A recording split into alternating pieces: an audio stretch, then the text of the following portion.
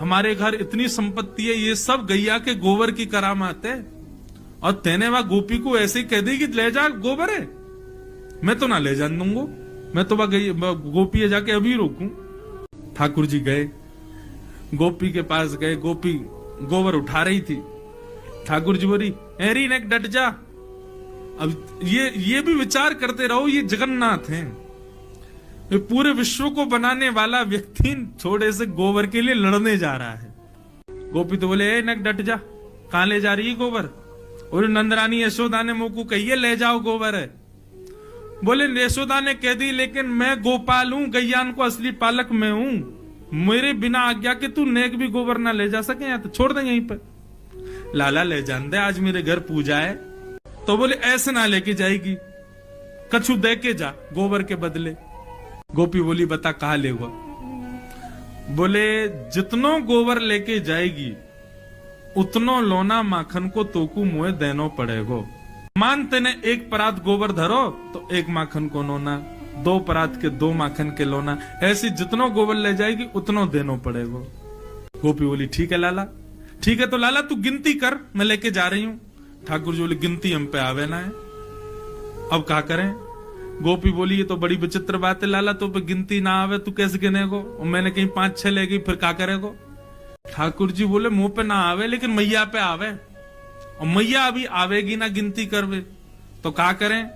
बोले गोपी एक काम कर, तू जैसे एक परात गोबर उठावे ना, तो एक गोबर की बिंदी मेरे माथे पे लगा दियो, फिर दूसरो गोबर उठावे से दूसरी बिंदी लगा दियो, ऐसे जितने गोबर उठावे उतनी बिंदी मेरे मुंह पे लगा दियो, फिर मैं जाके मैया ते गिनवा लूंगा और उतनो तो को बता दूंगा, उतनो मक्खन दे दियो।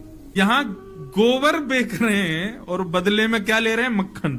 और वो भी मक्खन तब ले रहे हैं जब 9 लाख गैया घर में है, मतलब मक्खन की, दूध की, दही की कोई कमी नहीं है। लेकिन ये अब यहां पर आप क्या स्वीकार करोगे इस कथा में? क्या भगवान लोभी हैं? नहीं, प्रेमी है। इससे उस गोपी को भी सुख मिल रहा है और ठाकुर जी को भी आनंद आ रहा है।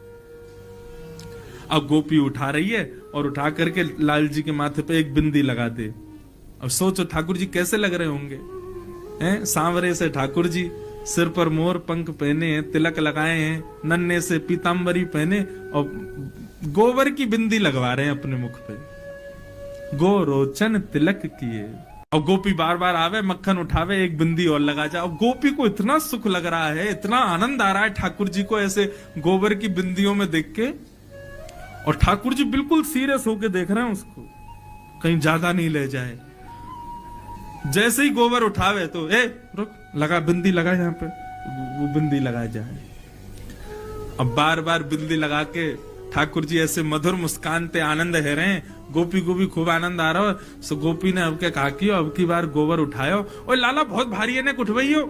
जैसे ही ठाकुर जी उठवाने गए सो गोपी ने सबरो गोबर ठाकुर जी पे डाल दियो। जैसे ही डारो पूरे ठाकुर जी गोबर में संलप्त है गए। ठाकुर जी दौड़े चौकड़ी मार करके मैया के पास, बोले मैया देख, मैया देख, मैया देख। मैया ने जैसी देखी पूरा गोबर में लपो भयो लाल जी।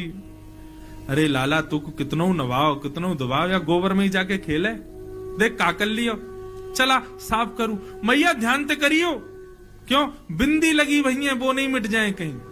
हाँ ऐसे करियो कि बिंदी गिनती में आ जाए, उतनो मक्खन लेके आनो गोपी थे।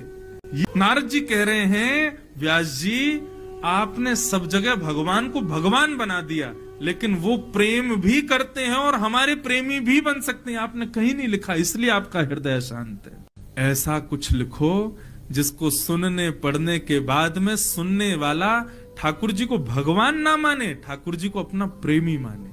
जो संबंध वो संसार में बनाता है, भाई बंधु सखा मित्र माता पिता पति पत्नी, ये सारे संबंध वो ठाकुर जी से बनावे। ऐसा कोई ग्रंथ लिखो जिसको पढ़ने के बाद में ठाकुर जी हमारे लगने लगे।